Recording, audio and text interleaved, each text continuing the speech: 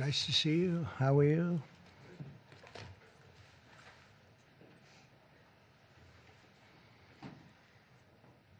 We have a lot of athletic talent and great people behind me. And they're going to do some very important things for our country. Nobody knows LT, right? LT, greatest ever. Lawrence Taylor. You look good. You could play right now, I think, LT. You only look that way. Well, I'm delighted to be here with some of the truly great sports legends of all time as we formally announce the newest members of the President's Council on Sports, Fitness, and Nutrition. This is an important step in our mission to make America healthy again. It's something that's very important, what we're doing, very important. Dating back to the administration of President Dwight D. Eisenhower, this council has championed the vigor and strength and vitality of the American people. Today, we continue that very proud tradition. This group is led by two-time major champion and one of the greatest players in the world, one of the highest ranked, and he just had a phenomenal Open Championship, as you probably saw, shooting one round that wasn't so good, and then he came back with about a 65 or something. He was getting a birdie on every hole. They were worried he might not make the cut, and he made the cut by about 200 strokes. It was pretty amazing, and he had a great week, actually. And he's also the longest hitter of a golf ball, I think ever, but, you know, they say ever. I would say ever. And the longest in the world today, and it's Bryson DeChambeau. He's a great guy, been my friend for a long time. And from his storied amateur career, where he won the U.S. Amateur, I think once or twice. Did you win it? It was once, and then the NCAAs as well. Okay, you won a lot of other championships, but U.S. Amateur champion. And then, as you know, he won at Winged Foot, won the U.S. Open in Pinehurst. And Bryson has always been a phenomenal ambassador to sports and to golf, but generally to life, in my opinion. He's a smart guy and a good guy, great guy, loves our country. We're also pleased to be joined by Secretary of Health and Human Services, Robert F. Kennedy, Jr. Bobby, you do a great job. He's got some big things happening, and he's got some big statements to be made very shortly in terms of, over the next few months, in terms of what they've been doing and finding answers to some very, very important questions. Secretary of Education, Linda McMahon, who's phenomenal, wherever you may be, Linda. Hi, Linda. What are you doing back there? And look, you've been reading about her exploits and the job that she's been doing, and we're very proud of her. Council Executive Director, Catherine Granito. Thank you very much. Thank you. Great job. And several other new members of the council, including J.D. is here, our fantastic vice president, and Scott Bessent, and we're making a lot of deals. We're making deals for trillions, trillions and trillions. Nobody's ever seen anything quite like it. We just made a couple of others a little while ago. I don't know if you'd be interested right now. I won't even bother telling you. This is about sports and about health. One of the best defensive players ever, I think probably acknowledged to be the greatest defensive player in the history of the NFL, a friend of mine for a long time. Too long, right, Lawrence? Lawrence Taylor, he's an incredible guy. And just been my friend a long time, haven't we? Huh? Knew him forever. One of the most accurate kickers in NFL history, a young guy still. He can kick it long. I think I guess he's considered the best there is in the business, Harrison Butker. So, Harrison, where are you, Harrison? He's a handsome guy, by the way. It's usually not my thing, but he is a good-looking sucker. One of the truly greatest golfers ever to play on the LPGA Tour. A lot of people say the greatest female player ever, and a lot of people would say just one of the best players ever. She's phenomenal. I've played a lot of golf with Annika Sorenstam, and she's amazing. Just had an really storied career. Hall of Famer, easily a Hall of Famer, by the way, right at the top of the list. So it's great to have you with us, Annika, and say hello to the family. And then she was here not so long ago with Gary Player, where she got the Presidential Medal of Freedom, and so did he. He's won 168 tournaments and 18 majors, 9-9, and she's the same in terms of the women's game. But that was a great time. It was a great honor to give it to you. You really deserved it. It's the highest medal you can get outside of the Congressional Medal of Honor. That's the military version. And the other is the Presidential Medal, and you got it. So thank you very much. 14-time WWE World Champion, and he's a man who you're not going to mess around with. Even Bryson said, I think I'll take a pass on him, right? You're going to take. And he's another one who's been my friend for a long time. He's really an amazing athlete. Triple H. Triple H. Here he is. Oh, that's still very strong. He's a strong guy. And it's great to have you. And you felt very strongly about this, about the council. 100%. Yep. Well, it's a great honor to have you. Offensive lineman, NFL, very respected, very smart. Cody Campbell. Thank you, Cody, very much. Thank you very much. In addition to the people here, we have other council members that want to just pay their respects. One of the greatest players and athletes ever. You could say, when you look at records, there's probably nothing like it. Tiger and Jack. This is Jack. Tiger was here not so long ago getting the Presidential Medal of Freedom also. He's a fantastic guy. And on the council, we have Jack Nicklaus, and he sends his regards. We have Gary Player, one of the greats. Nellie Corder, who's a phenomenal young, I think you'd say great young player. Annika, right? She's a fantastic person, too. NFL icons, Tony Romo, also a great football player. Quarterback, also a great golfer. Nick Bosa, who's, you know him, he's a modern-day version of Lawrence. What do you think? He's pretty good, right, Lawrence? Pretty good. He is. Saquon Barkley was on the council. And Tua Tagovailoa, the quarterback, who is really, he's been fantastic. He's been, when he's not injured, he's great. He's got to stay healthy. But he's a great guy. NFL Commissioner Roger Goodell is on the commission. NFL Commissioner Gary Bettman. And the great one, Wayne Gretzky, is on. And a man who also received the Presidential Medal of Freedom, Mariano Rivera. And when I looked at his record, it was unbelievable. The Sandman, my wife said, why do they keep playing the Sandman when he walks in? And I said, because he just puts the batter to sleep. He was great. When you look at his record compared to second, and Raleigh Fingers was great, and he was really great. But when you look at the record, boy, Mariano had a record. I've never seen anything like it. He was so high up. The order that I'll sign today in a few moments directs the council to develop strategies to improve America's physical fitness and renew the American spirit, excellence, competitiveness, and sportsmanship. To that end, I'm pleased to announce that we're officially restoring the Presidential Fitness Test and the Presidential Fitness Award, and it's going to be a very big thing. From the late 1950s until the 2013, graduate scholars all across our country competed against each other in the Presidential Fitness Test, and it was a big deal. This was a wonderful tradition, and we're bringing it back. I think Bryson and everybody here wanted to see if we could bring that back, and it's turned out to be very popular to do.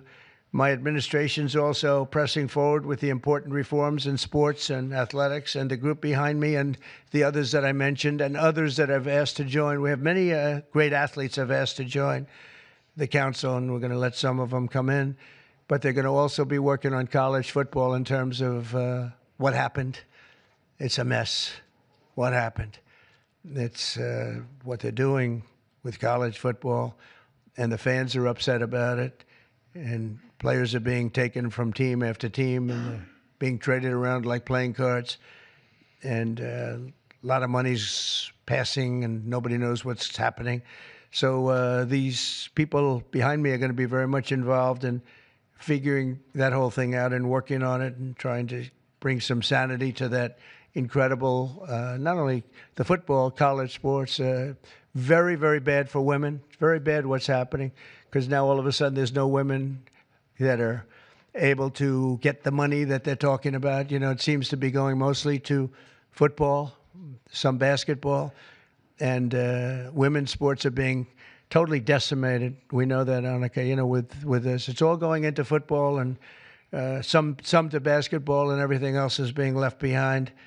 And women are being left behind, and lesser sports are being left behind, and the Olympics is being decimated because that was like training for the Olympics, and now we're not going to have that many of those sports left. The smaller sports, they're almost going to be completely wiped out. This is crazy what's going on.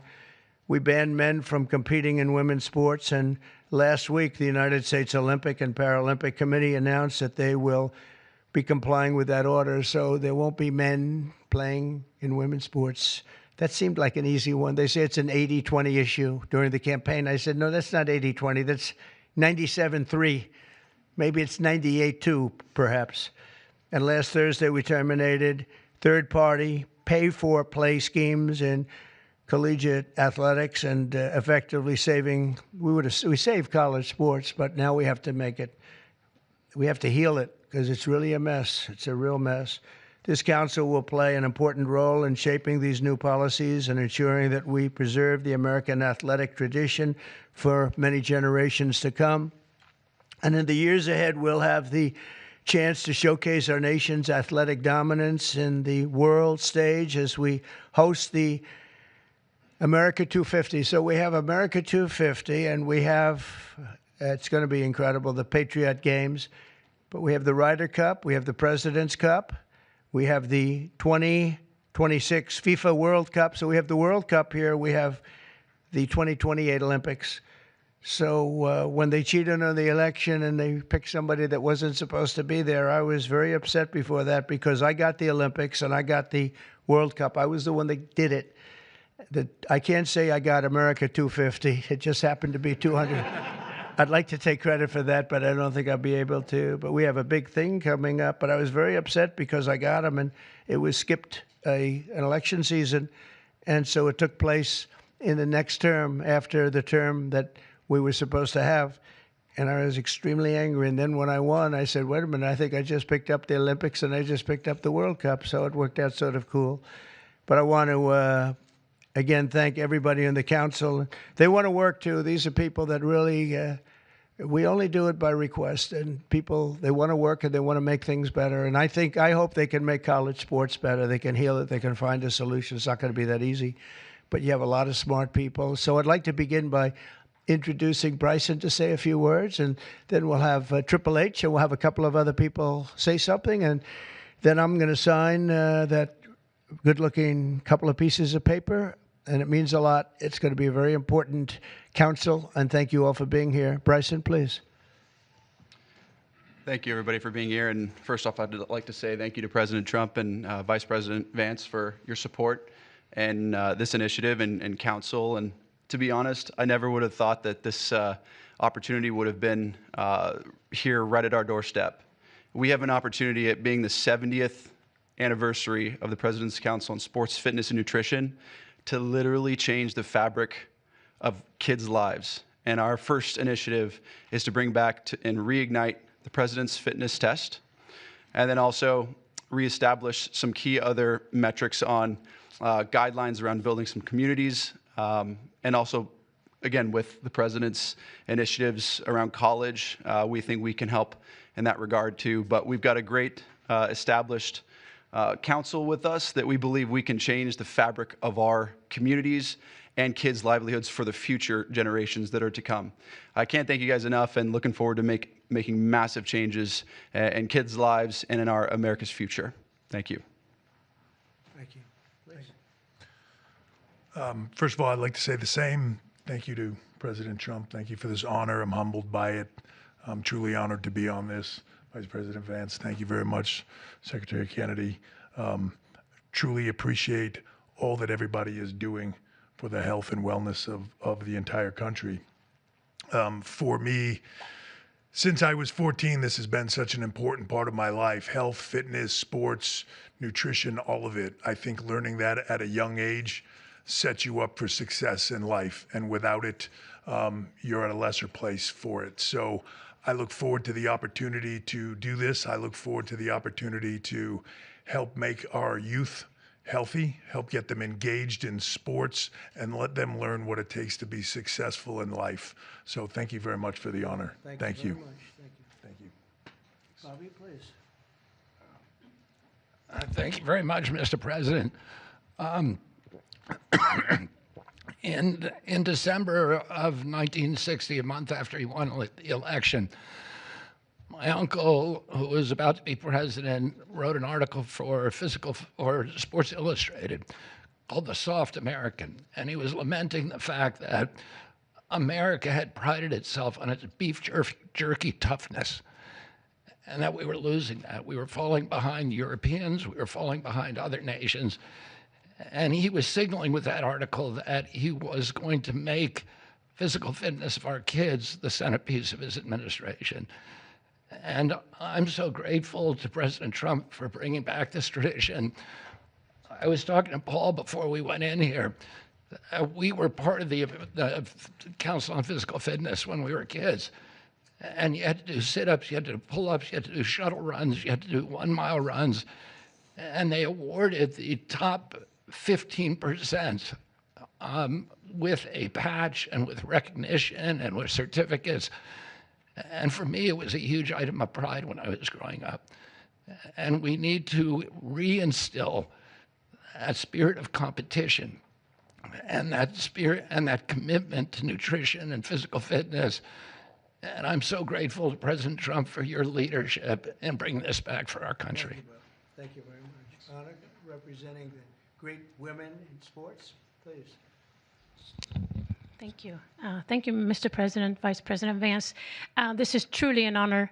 I want to thank the team behind me here for giving us trust to be able to do this. Sport has always been part of my life, and the importance of living a healthy, active lifestyle cannot be any more important than nowadays. So thank you for the trust, and I can't wait to get to work to make a difference in kids' lives, but also in people's lives. I think the time is so important. Obesity is the highest it's ever been. Mental health, as we all know, the need ought to be tackled. So thank you for the trust, and look forward to going to work with the team behind me. Appreciate it. Thank you, Donna. Lawrence, you want to say a few words? Come on up. Come on. He's a little shy, but once he gets going, nobody can stop. Oh, no, that don't stop. I'm just proud to be on this team. I don't know why. I don't know what we're supposed to be doing, but I'm here to serve, and I'm here to serve you. Okay, so I'm going to do the best I can for as long as I can. Thank you very much. Nobody like him. Come on, young superstar. Obviously very excited to be here. Thank you, Mr. President, for allowing me to serve on the council. Just excited to do my part to help make America healthy again, to help our youth be healthy and thrive and grow up and be great citizens of this country and be great family members and contribute to this great country. And I think you have to be strong in mind, in body, and soul. So thank you so much for allowing me to be here. Thank you. Thank you very much. JD? Okay, sure, sir. Well, thank you all, and thanks to the president for setting up this important commission. Thanks to all the great athletes for lending their credibility to it. I think all of us who have young kids at home just know that kids are healthier, they're happier, they do better when they're out there, they're being active, they're playing in sports, they're hanging out with their friends. I think all of us have thought at one point in the last few years that kids spend a little too much time on their phones, maybe a little bit too much time in front of the TV, and we just want kids to do better. We want them to be healthier, we want them to be happier, and we know that getting out there, playing in sports, and being active and healthy and physically fit is a critical part of this. So all due credit to the President and Secretary Kennedy's leadership. This is all about just making our kids better citizens, better people, and happier in their daily lives. And I think this is a great team to get it accomplished. Thank you, sir. Okay, let's sign this. Linda, come on. We'll sign this for Linda. She's doing pretty well, right? Linda's amazing. Good job.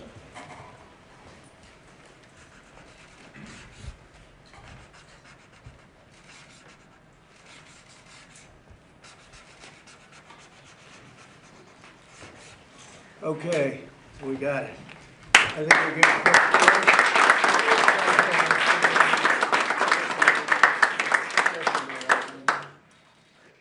Okay.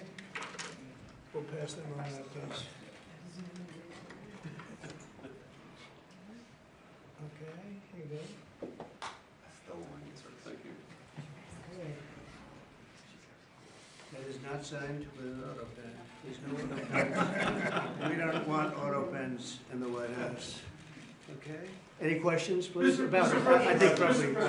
What is sports meant to you? And did you have a sports hero growing up? Maybe Lawrence Taylor. I don't know. It could be Lawrence. Or I know him so well.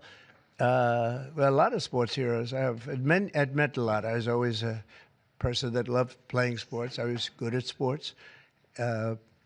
When you were really focused on sports, you thought about nothing else. There was nothing else outside. It kept you. And to an extent, this is one of the reasons I like golf. You get away for a couple of hours. I play quickly and get through it. And for 2 hours, you're not thinking about all of the nonsense and all of the important things, frankly, but it cleans your mind. No, I think sports is so important. I think what this council is doing is going to be very important. And it gives you a little exercise, sometimes a lot of exercise. It's a great thing. It's a great thing. Sports are, you learn about people and you learn about how people compete. Now, it doesn't mean that if somebody's not a good athlete, a lot of people just are not good athletes, so they can't compete.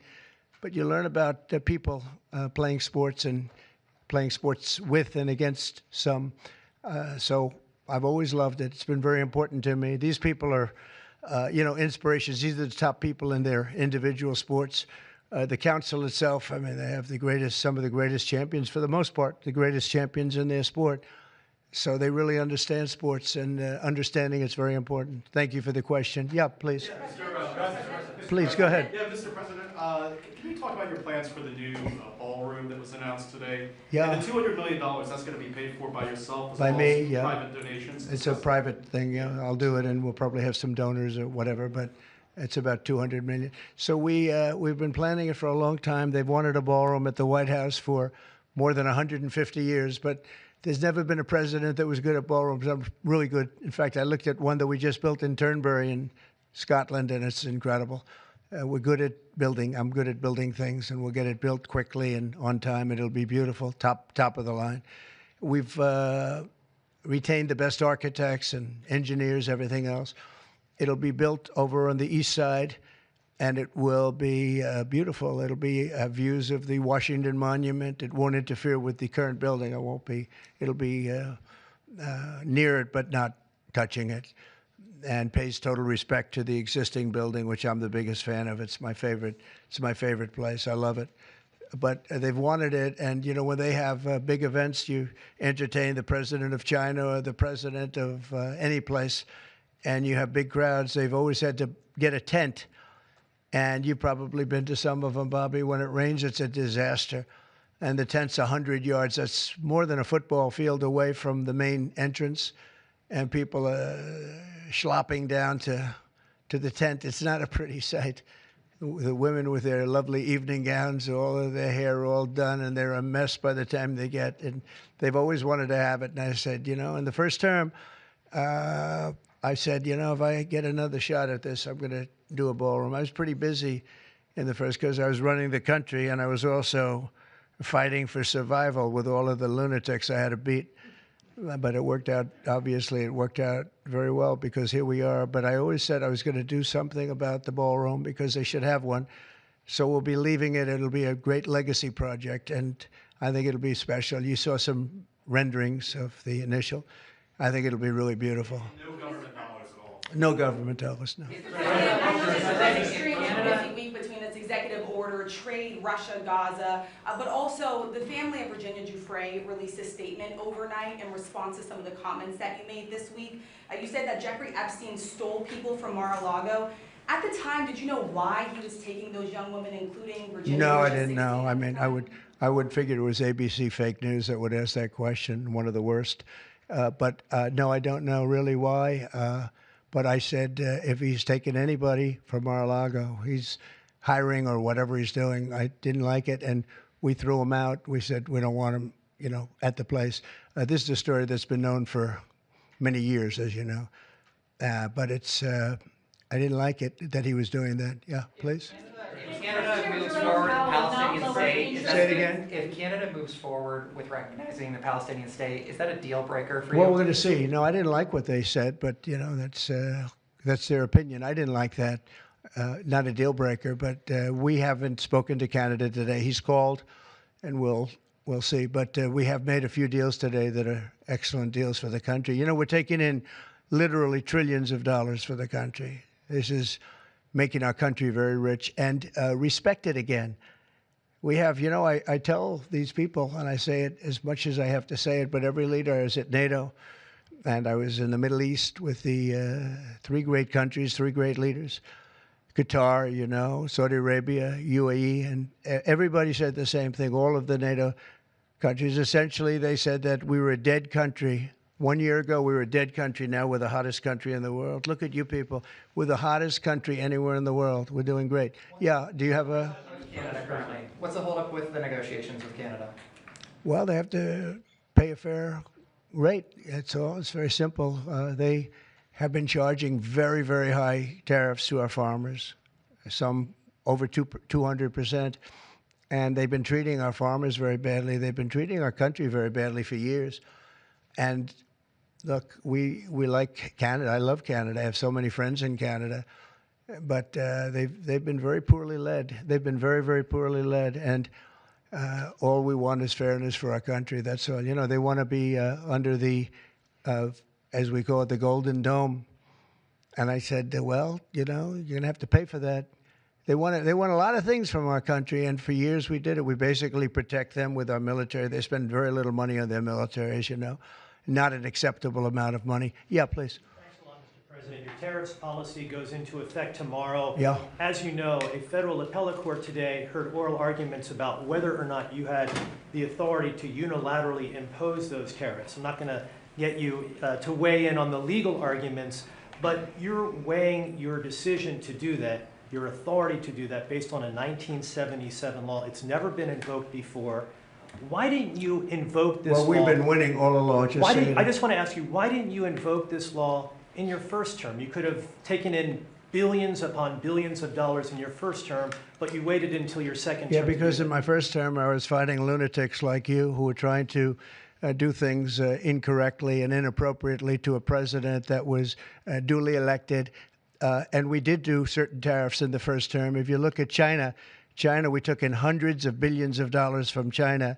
But when COVID came, the last thing I was going to do is tell France and Italy and Spain and a couple of other countries that we're going to hit you with tariffs. We had to fight the COVID situation when that came. But if you look at my first term, we took in hundreds of billions of dollars worth of tariffs, but you people didn't cover it very well. Mr. President, Go ahead. Thank you so much. I'm representing the foreign poll today. I'm asking you two questions on foreign policy. The first one, do you plan to re-engage diplomatically with Iran, go with direct talks with them, or are you happy with the current situation, having no deal with Iran? Well, Iran has been acting very badly. They were decimated. Their nuclear capability, that potential, which could have happened within 3 or 4 weeks, was decimated. It's been obliterated. The Atomic Energy Commission said the place is just decimated. Now they can start again, but they'd start in different sites because they were hit. I tell you what, the job these pilots did with their B-2 bombers, those unbelievable machines, they traveled 36 hours without stop. And they hit every single target. Every bomb hit they went right down the chutes. And then, as you know, we shot 30 rockets from submarines that were hundreds of miles away, and they hit every target.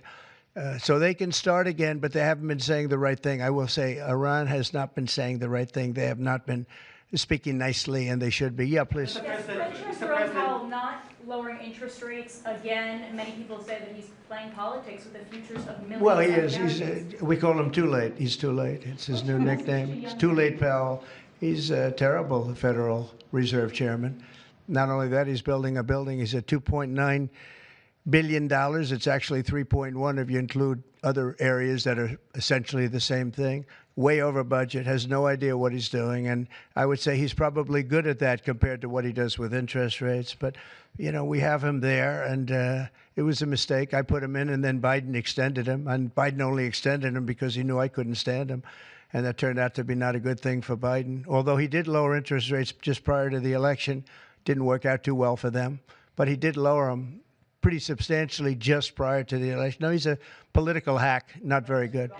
He's not a smart guy, Brian. Mr. President, sports fans have been very supportive to go back to the original names of Cleveland Indians, the Washington Redskins. Oh, I love that. Love the sound of that. Well, I do the Washington Redskins. I think they should do it. I told the mayor and I told people that they should bring back the name. If they bring back the name, you'll have a lot of excitement. And I mean, Cleveland Indians, how about that? That was an original franchise, 1903 or something, 1906, an original, the Cleveland Indians. And what do? They changed the name from Indians. What's wrong with the word Indian? You know who is upset about it? The Indians are upset about it. They're upset about Redskins, too.